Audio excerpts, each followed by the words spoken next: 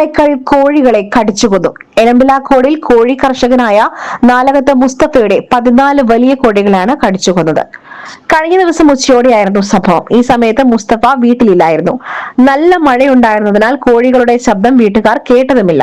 മുട്ടയിടുന്ന കോഴികളും കുഞ്ഞുങ്ങളെ കൊണ്ടു നടക്കുന്ന തള്ളക്കോഴികളും പൂവൻ കോഴികളും അടക്കം 14 കോഴികളെയാണ് നായ്ക്കൾ കടിച്ചുകൊന്നത്. എന്നാൽ ഇവയെ ഭക്ഷിച്ചിട്ടില്ലാത്തതിനാൽ പേവിഷബാധയുള്ള നായയാവുവാനാണ് സാധ്യതയെന്ന് മുസ്തഫ പറയുന്നു. ഇന്നലെ തെരുവ് പട്ടികൾ വന്നിട്ട് എന്റെ 14 കോഴികളെ കടിച്ചു കൊന്നു. ഇന്നലെ മഴയുള്ള സമയത്തുകൊണ്ട് ശബ്ദമൊന്നും വീട്ടുകാർ അറിഞ്ഞില്ല. അതായത് ഈ കുഞ്ഞുങ്ങളുടെ തള്ളേനെ കയ്യിലുണ്ടായിരുന്നു.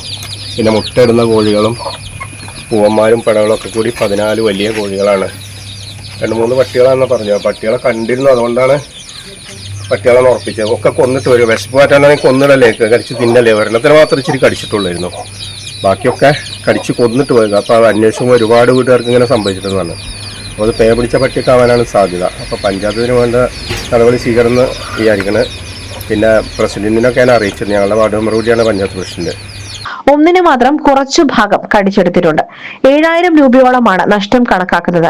അന്വേഷിച്ചപ്പോൾ ഈ ഭാഗത്തുള്ള പല വീടുകളിലും കോഴികളെ ഇത്തരത്തിൽ കൊന്നതായി അറിയുവാൻ കഴിഞ്ഞെന്നും മുസ്തഫ പറഞ്ഞു. Gold, pure gold. Group Nilambur.